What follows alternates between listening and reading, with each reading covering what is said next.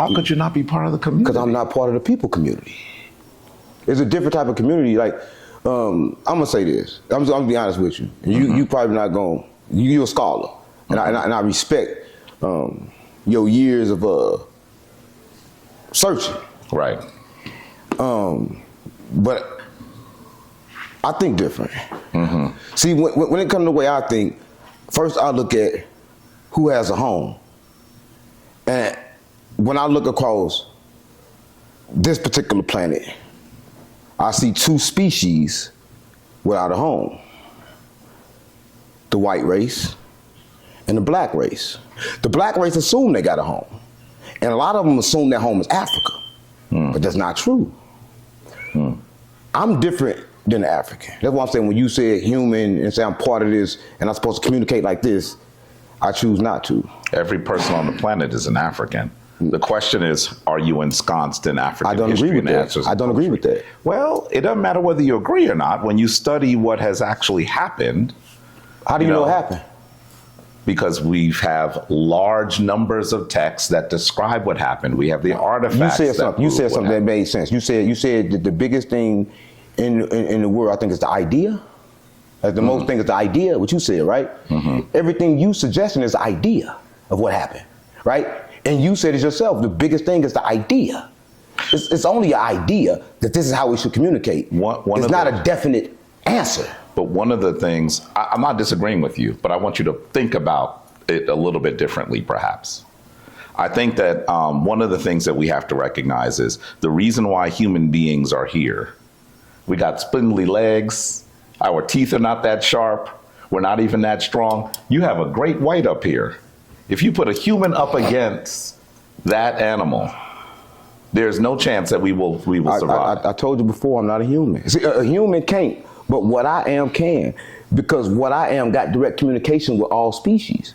You know, I have a friend at the zoo. I think that we should just see, we'll put you both in the cage and see who comes out. Yeah, let me tell you something. We're talking about an ape, a great ape. Let me tell you this. And you. Let me tell you something. One thing that's, that you can trick in everybody is the mind. Let me tell you this. That's what they did. They took a shark. You know, a shark, a killer. It killed their prey, and they put a glass in the middle of the shark, right? And they put their prey on the other end. The shark was smashing so hard into this thing, into the moment that he said, you know what, I can't get it no more. And then they simply just moved the glass, and the shark never went over there no more. What was the animal that this did? It was the prey. But what animal were you describing? A shark. How do you know it's a shark? They say it's a shark. Oh, but you said it was a shark. They say so. Let me tell you something. In that moment, I was doing the same thing you was doing. I was explaining something so you can understand it using that language. But let me say this. I guarantee you can do something else. You got my voice. You ain't know that. You got my voice in your head right now. You can think of my voice in your head, and you can invent my voice in your head. So who's to say my voice is not yours? I would honestly say that we benefit from spending time with each other, communicating with each other. I would agree with you on that. I think that our communication, our ability to share ideas, it leaves an indelible imprint on all of us. Right. And when I leave here, I'm going to remember my conversation with you, and I'm going to think about my conversation with you. But you never leave. Because of the imprint that you've made. And in some ways, that means that part of you is always with me and part of me is always with you. I agree. Yeah. Because it stuck out with me. Like I said, you sit here, and when you sit here, I can just feel the truth, your studies. And as I sit here and I try to really understand, I know that it may be different when I say things that I say, right? What I think, but it's just my idea. But the thing about it is, when I speak it, people gonna believe it, and it's gonna become their idea, and then it's gonna be just as good as everybody else's idea. But you know what, because everything is an idea. You're describing the accumulation of knowledge, and that's a wonderful thing. The point I was making about putting a human being, I'm gonna use human being right now, up against one of these majestic animals, is that we really physically have no chance in some sort of conflict with that kind of animal. So you have to ask, how did they end up in cages? And how did humans end up dominating the But again, they only attract prey. They only attack prey. Did you know this? They proved this too. If you stand still and look them directly in the face, they won't attack you. Right? Because it's something that comes out off of you that tells the animal to attack. An animal just don't want to attack. There are other circumstances. Yeah. What if you're standing in between it and its young? I mean, this is what I believe. You can stand as still as you want. You're going to be torn to shreds. Yeah, but I believe that what comes off your aura will communicate to the animal, and that will determine whether you're eating or not. I believe that everything is aura. I believe that everything is come from within. I believe that an animal don't decide to eat a person that they don't supposed to eat. I believe a person that eat an animal, animals only eat a person that will eat them too. I don't know if that's 100% the case. Yeah, but don't I honestly believe that animals such as these other primates, I mean, they're in some ways they're similar to humans. You have some of them that are just jerks. You know, you believe in manifestation? Of course. I'm a Kemetic priest. And manifestation, it suggests that everything is happening from your mind. Yes. Right. But you know what you got to challenge? So why couldn't that be the same thing with the animals and getting ate or not? But here's the deal. Just as you are manifesting, another entity is manifesting as well. But who reality is it? Right now. Whose reality will win? Who reality is it right now? If right now I can't see my face, who reality are we in? Mm-hmm. Are we in yours or mine? I would have to say that we are in a reality that is separate from both of us and also part of us. Because, you know, we're filming this, right? So the reality is that neither of us are going to experience it like the person that's the viewer. And that's fascinating. That's sort of like the future, right? Because we'll never see the future. When I get to the future, it's going to become the now. That's right. When they see it, it's going to happen now. There is only the now. Yeah, when they see it. When you go to the great temples of ancient Kemet, you will actually see their major gateway. We were just talking about this because they did a poor job, but they attempted to replicate it at the Luxor Hotel. But when you go to the New Kingdom temple, you'll see this massive gateway.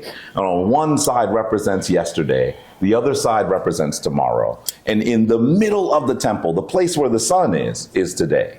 This is, I would argue, one of the first times that we see humans describe the importance of the present. The present is the gift.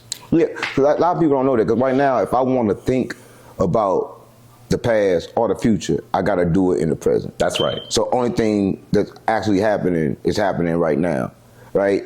But a lot of people don't know that. A lot of people, I know a lot of people where I come from, they worry about things that ain't happened yet. Right. But like, again, what do you say about worry? Because I believe that worry, fear, love, and every emotion is sort of like the same. I would love to have you in initiation. Your concept is more advanced than most people have without study, without reading a lot. Reading for me is difficult. But I hear that, but I'm saying you've arrived somewhere without necessarily reading it. And that you have to be commended for that. I mean, I believe what I do is the true reading. Mm-hmm. Reading the environment, being aware. Because it's like, you look at that, right? And I look at that, and I say, cool. They say that was writing. I'm not sure if it was or if it wasn't, but it is. To me, it's beautiful writing because you can tell yourself what it means. To me, the Egyptians was explaining emotions. To a lot of people, it's different. But to me, that everything that was described was an emotion, and every picture that a lot of people say is God's is like how people act based on that emotion. But a lot of people say, okay, cool, that's so far from the truth. But when it comes to everything, I think that everything is emotion. I kind of put everything in there. 607 Ankh just said the Neteru are allegorical. I hope you hear what that means. What he said. What did I say? The debate coming up. What that mean? I have a large debate coming up. And you are describing how you interpret the Neteru of ancient Kemet, the gods, I don't usually use that term, right? The gods of Kemet, as describing existence, as describing emotion, as describing a state. Right. And you came to that. By looking at that. Yeah. Wow. That's what he just said. I just have to, for some of you who didn't hear what he said. But that's what it said to me when I saw it. Now, you know I'm going to challenge you still, though. Right. You have an altar here. Yeah. Why you got the Greeks on your altar? Listen, I'm gonna say this, and it's crazy. A lot of stuff you ordered, I didn't order this. I ordered something else, and this came, so I used it. So I used it anyway. It's Well, why you think they sent that to you? You know, And you got the Greeks in front of the Africans. yeah. Come on, man. To me, it's the same thing, right? Like I told you, and I'm gonna say this again. I'm gonna say this one more time. I'm gonna say this for everybody watching. And it may be something people never heard, but I believe the whites and the blacks, we're not from here. Because we're the only ones that don't have a home here, right? Because African is not a nationality. You can't say, okay, I'm African, that's my nationality. White folks, where they from? People gonna say the mountains, but you don't know. We can't point a place, okay, this is white person, people from. Well, we do know. Where are they from? We can do that by doing, there are a variety of ways that we can tell where they're from. They didn't just pop up. No. What they home at? Where they home at right now? Well, we're all on the planet Earth, right? Or where they're home? I'm going to tell you that you would assume that they belong in Europe. They don't. You would assume. But Europe is a place that is resource poor, climate poor, culture poor. When you go to London, one of the most important cities in Europe, and you ask to get great food, they will not show you British food. Right. They're going to tell you about Indian food. They're going to tell you about African food. Europe is resource poor, climate poor, people poor. And this is the reason, one of the reasons why they decided that they would take the resources of other people on the planet. And it is the African that has had the remarkable blessing to reside on the place on the planet that has the most resources necessary to operate modern life. You can't operate a cell phone, a television, a jet engine, a computer without resources from the continent of Africa. You would assume that means that those people that live there are quite wealthy. What do you mean by resources from the continent of Africa? I'm talking about a number of things that mostly can be taken from the ground that can be used to create the things that we use. So like what, I don't know if you're familiar with Tesla. Yep. And Chase. You know, the Chase Bank, they invented something like that that can send Wi-Fi, send everything straight through the air, right? Without, connection, without having to connect. You talk about something like that. Energy is what you're the energy to connect the Wi-Fi. When you're talking about Nikola Tesla, not Tesla the company. No, I'm talking about Tesla. Nikola Tesla. Nikola Tesla. Yeah. Nikola Tesla. The 369 monster, he only slept 2 hours a day and he was celibate. Something about that, man. Right? And I'm just saying that he invented things that we are just figuring out now, or they're just telling us about now. So I don't know. I would argue that some of Tesla's, this is a conversation we should definitely have at some point, but I would argue that even some of Tesla's ideas don't come from the place where he came from, that some of those places, some of those items come from African principles that have been remixed to be useful. Of course. So for example, when we look at a battery, right? We look at a battery. There isn't anything in this room that probably doesn't have some form of a battery. It is one of the most important devices of the modern world. It allows us to take the energy essentially from the sun, right? Because we're all trying to get energy from the sun.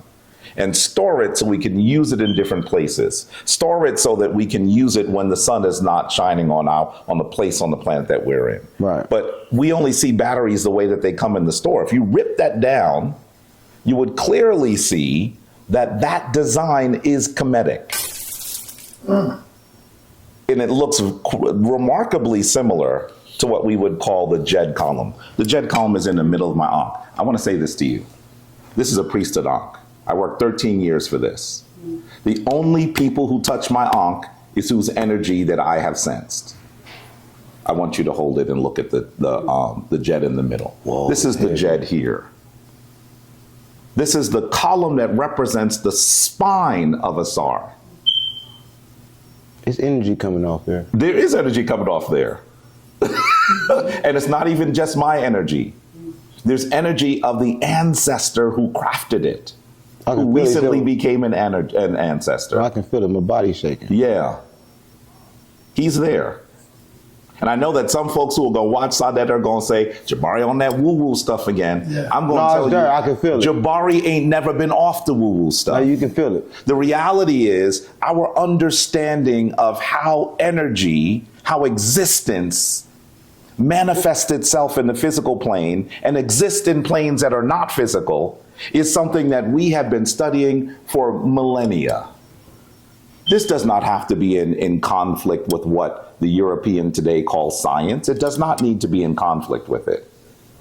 But there are people who believe that those things are in conflict. The reality is my elder, Baba Heru Ankh-Ra Samad Sepata, is still with me.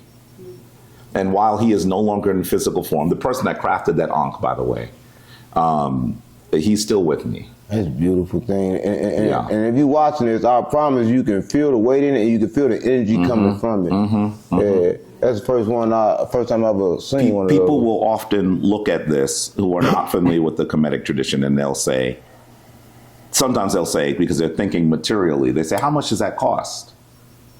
They notice that it's silver. It's heavy. They notice that it's gold. It's heavy. And you know what I say to them? 13 years. And they go, what? Yeah. How much does it cost? I said 13 years. Yeah. Because they have to recognize I toiled for this for 13 years. Right.